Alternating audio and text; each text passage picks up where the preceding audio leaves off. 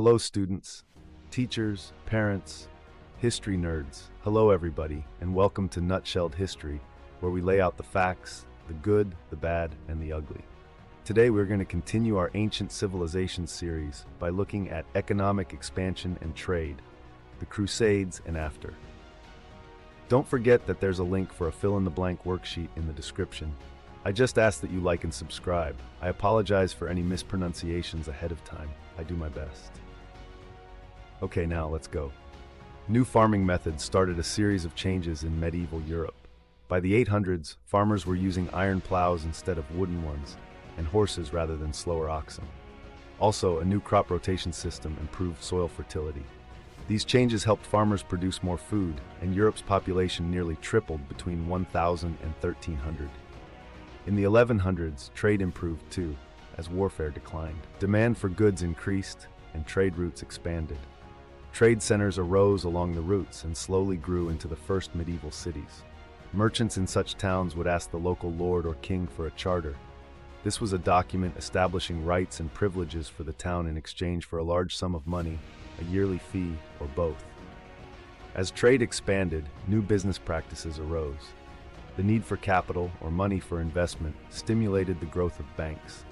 In addition, merchants sometimes joined together in partnerships, pooling their money to finance large-scale ventures.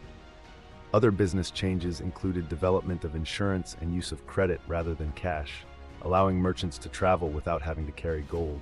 Overall, however, the use of money increased. Peasants began selling their goods to townspeople for cash. Also, by 1300, most peasants were hired laborers or tenant farmers, paying rent for their land. By 1000, merchants, traders, and artisans had become a powerful social class between nobles and peasants, called the middle class. Members of this class formed guilds, associations, which controlled and protected specific trades or businesses. To become a guild member, people often began in early childhood as apprentices. After 7 years, an apprentice became a journeyman or salaried worker. Few became guild masters. Unlike in other areas of medieval life, women dominated some trades and even had their own guilds. Towns and cities expanded rapidly during medieval times. Typical cities were overcrowded, with narrow streets, multi-story houses, and no garbage or sewage systems. They were a fire hazard and breeding ground for disease. The Crusades were a series of wars in which Christians fought Muslims for control of Middle Eastern lands. The Crusades were destructive, but ultimately opened a wider world to Europeans and increased the pace of change. By 1054, the Byzantine Empire was in decline.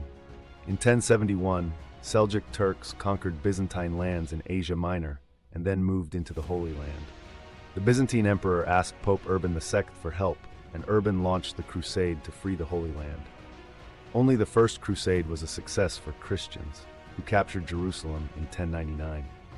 In the Second Crusade, Jerusalem fell to the great Muslim leader Saladin. He agreed to reopen the city to Christian pilgrims after Crusaders failed to take Jerusalem in the Third Crusade.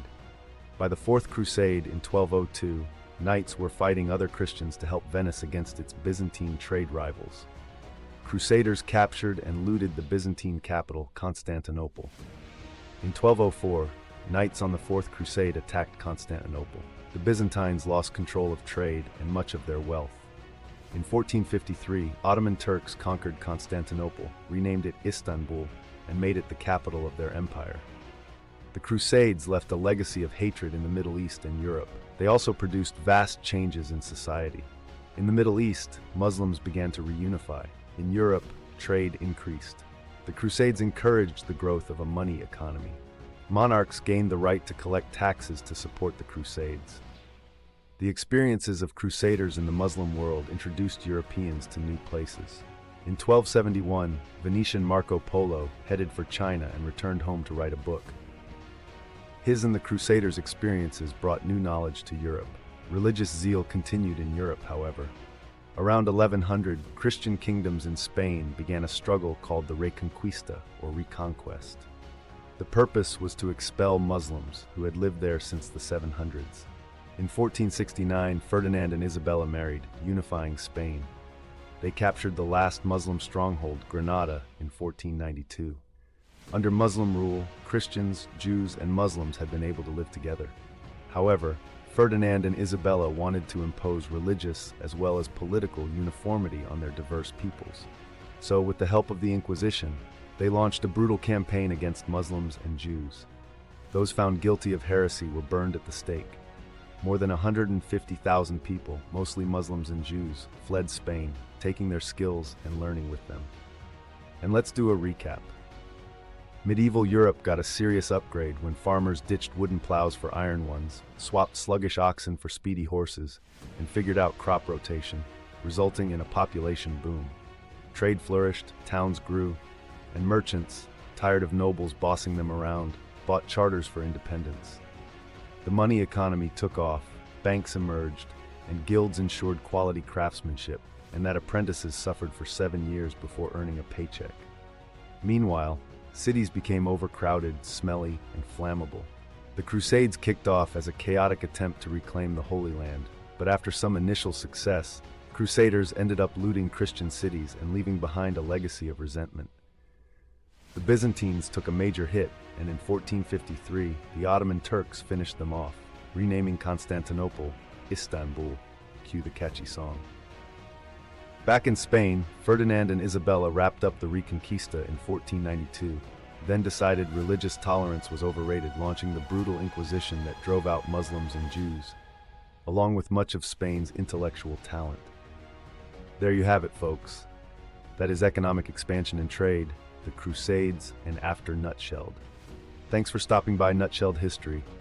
This channel can use a nice expansion. Help me out by smashing the buttons for me. I'll see y'all next time on Nutshelled History.